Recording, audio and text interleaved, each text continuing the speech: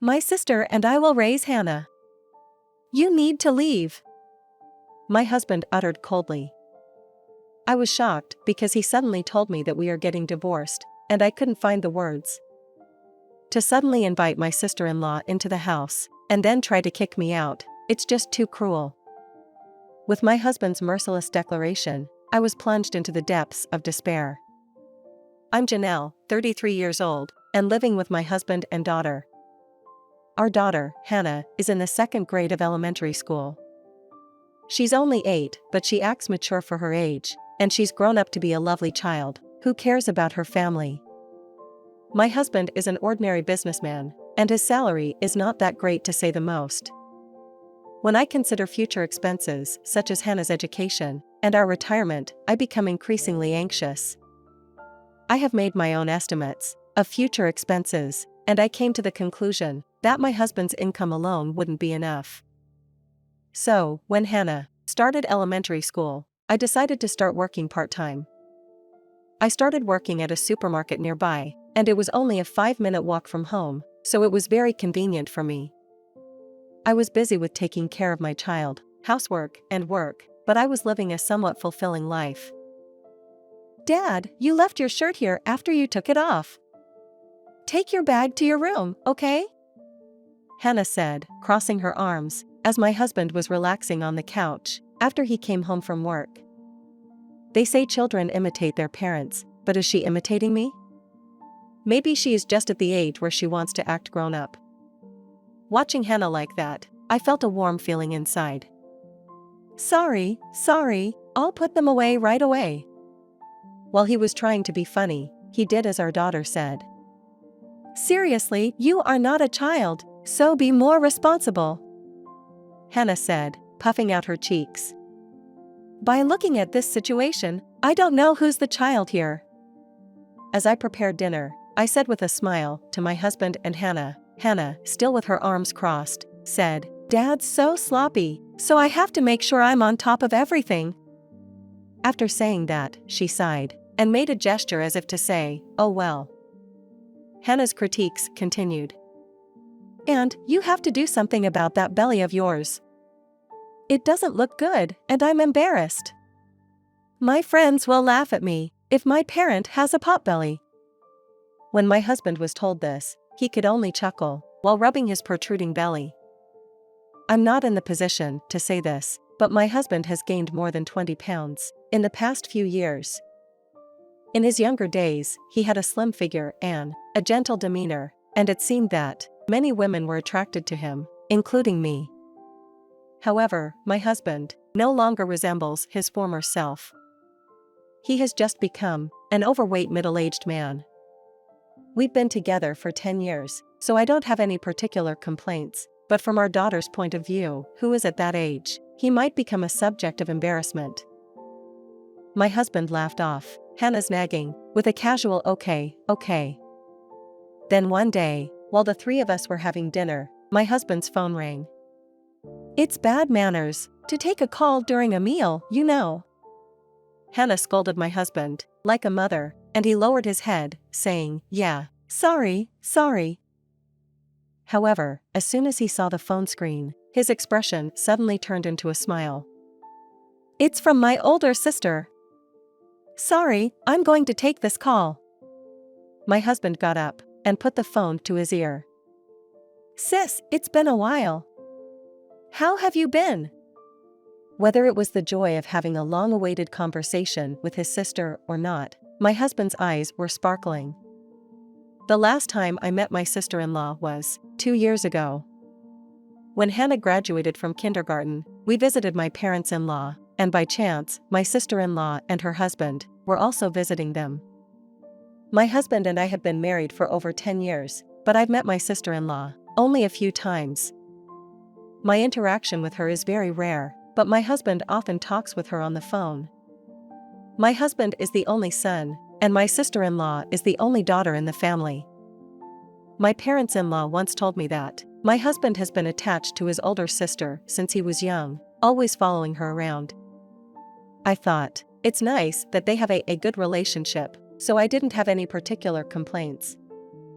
It seems their conversation was lively, and they talked for about 15 minutes. Finally, it seems that they hung up the phone. My husband started talking excitedly after he returned to his chair. "Apparently, my sister is getting a divorce." He said it with a happy smile. Is that something he should say with a smile? I thought it was strange. But my husband didn't seem to care, and he continued talking. "She's getting divorced and moving out here." Hearing my husband's words, questions popped into my head. My sister-in-law lives in Vancouver, while we live in Edmonton. If she's moving to Victoria where her parents live, it would make more sense, but why is she moving to Edmonton? "So, she will be staying here for a while, and I'll need your help with various things." I asked my husband, who was trying to push things forward without asking, "Are you saying she would live here? What is her plan?" I confronted my husband with questions. "Of course. She won't be able to find a place to live right away, and going through divorce is tough, so we have to help her." "Hannah, you like Auntie, right?" When my husband asked Hannah, she replied with a happy expression. "I really like Auntie." Given the circumstances, I couldn't oppose it. The conversation proceeded smoothly, and it was decided that my sister-in-law would come to our house. 1 week later, when I returned home from work, laughter echoed from inside the house. "Good job, Hannah, you're so responsible." Entering the living room, I saw my sister-in-law patting Hannah's head. "Hello, Krista, it's been a while." When I greeted my sister-in-law, she replied bluntly, "Janelle, you're finally back, huh? Aren't you late?" Even though it has been a long time since we have seen each other, my sister-in-law spoke curtly. "I've been busy, and I couldn't leave work earlier." I retorted with irritation, because the first thing she did was to complain. "Hannah is hungry too, so please prepare dinner quickly," she said. For a freeloader, she was being too presumptuous. I was annoyed, but I had indeed returned home late, and I still had to prepare dinner. So, I hurriedly began preparing dinner. From that day on, my sister-in-law began living with us. She talked about the reasons for her divorce, but it was a rather vague explanation. She listed complaints about her husband for not doing housework, having a cold attitude toward her, and so on, but it felt like she was just making up the excuses to justify the divorce. My husband didn't seem concerned. He simply seemed happy to live with his sister, and he didn't mention anything about her future plans.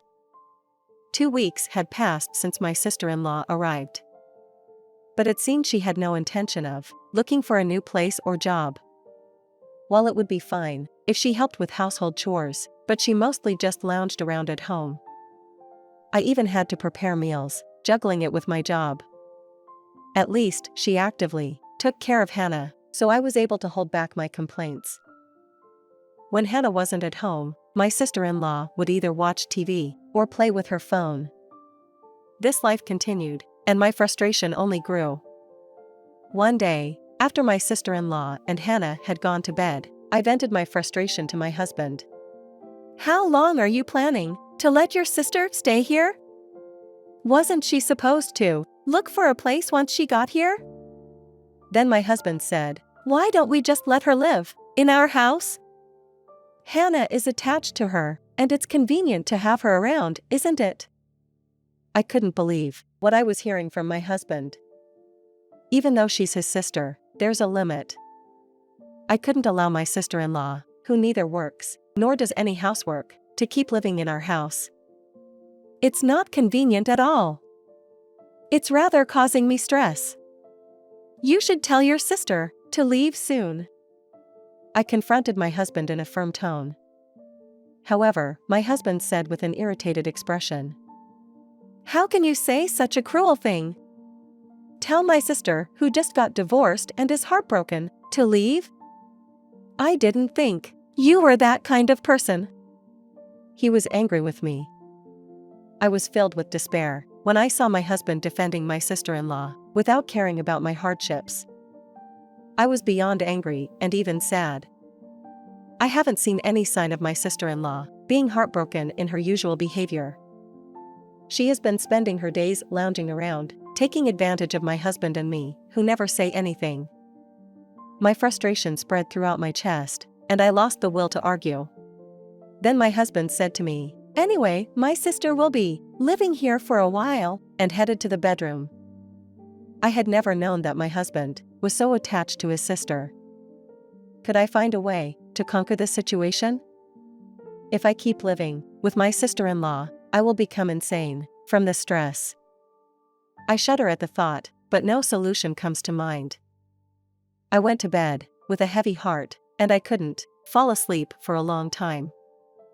A few days later, when I returned from work as usual, my husband and sister-in-law were sitting facing each other, chatting and laughing. Without thinking much, I began preparing dinner, but my husband called me. "Janelle, can you come here for a moment?" My husband summoned me. I stopped cooking and headed towards my husband and sister-in-law. My sister-in-law was grinning, with a somewhat unpleasant smile, staying silent. When I took my seat, my husband said out of the blue, "We found a new house." "A new house?" My mind went blank momentarily, but I assumed that he meant that my sister-in-law had found a new place a few seconds later. He didn't say that the other day, but I guess my husband had also been thinking about my sister-in-law's future. I was relieved by the fact that my sister-in-law is leaving our house. "Oh, you found a new place? That's great," I said to my sister-in-law, but she just grinned and remained silent. Seeing my confusion, my husband continued, "That's why I need you to pack your belongings quickly." Unable to comprehend my husband's words, I was confused. "My things? What do you mean? You must be mistaken. You meant your sister's belongings, right?" My husband replied to me, who asked nervously, with a blank expression. "No, I'm not mistaken. I mean it literally. I'll divorce you and raise Hannah with my sister. You need to leave." I was so shocked that I couldn't utter a word. In response, my sister-in-law said to me, "I'm sorry. I feel bad, but I think it's the best for my brother and Hannah. I'll take your place and do my best. So don't worry and just leave." With a smug smile still on her face, my sister-in-law told me. I faced my husband, turning away from my sister-in-law. "What do you mean? You want to kick me out so you can live with your sister? And you say that it is for Hannah's sake?" I was too confused, and I didn't know what else to say, so I fell silent. "As my sister said, Hannah is more attached to her than you, and it would make Hannah happier if she raised her," my husband said coldly. I never knew that my husband was feeling that way. We've spent over 10 years as a family, raising our child together. I've never complained about my husband's low income, and I've worked hard for him and our daughter. I felt like I was plummeting into the depths of hell, in such despair. While I was engulfed in grief, my sister-in-law spoke to Hannah. "Hannah, you want to live with me, right?" Hannah, who had been watching TV without joining our conversation, looked up. "Huh, why?" Hannah asked, curiously. "Why?" "Because you like me, don't you, Hannah?" Perhaps Hannah's response was unexpected, as my sister-in-law seemed flustered. "Well, I do like you, but I don't think I can live with you for a long time." Hannah said this calmly. "What?" my sister-in-law said, and she looked stunned. "Well, isn't it true? You just laze around at home every day, and you make a mess on the couch with snacks, yet you don't even clean up. Mom cleans every day, and she cooks for us too, but you never say thank you, right?"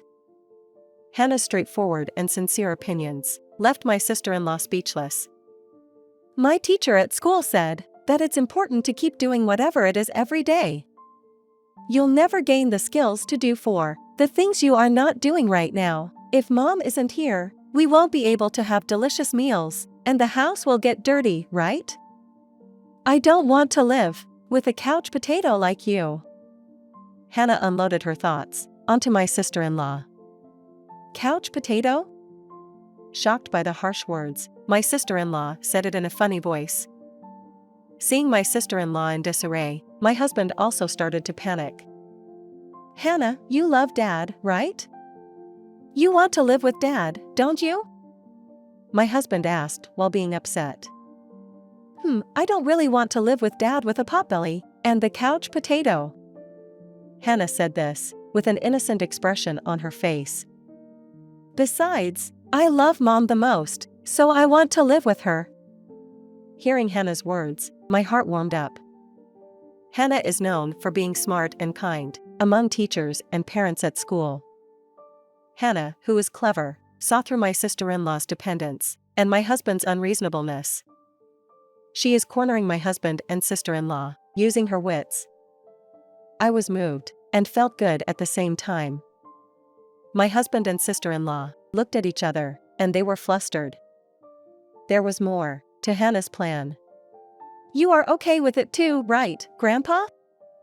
Hannah suddenly said, while looking at the computer. What? My husband exclaimed in surprise. My sister-in-law and I couldn't hide our astonishment at this unexpected turn of events. Yeah, I think that's the best for you, Hannah.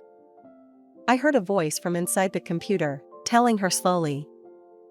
I had noticed that Hannah had been playing with the computer since earlier. I thought she was watching videos as usual, but she was actually having a video call with her grandfather. Her grandfather had heard everything we had discussed so far. Realizing this, my husband and sister-in-law became even more frantic. Dad? My husband said and stood up. What do you think you are doing? My father-in-law asked quietly, but his voice clearly carried anger.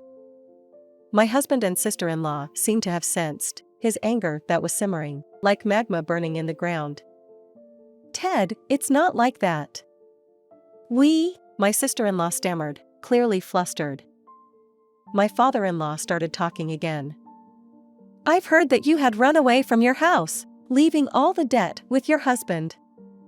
My sister-in-law fell into an awkward silence at his words. Debt? What are you talking about? My husband also seemed surprised at the mention of the word debt.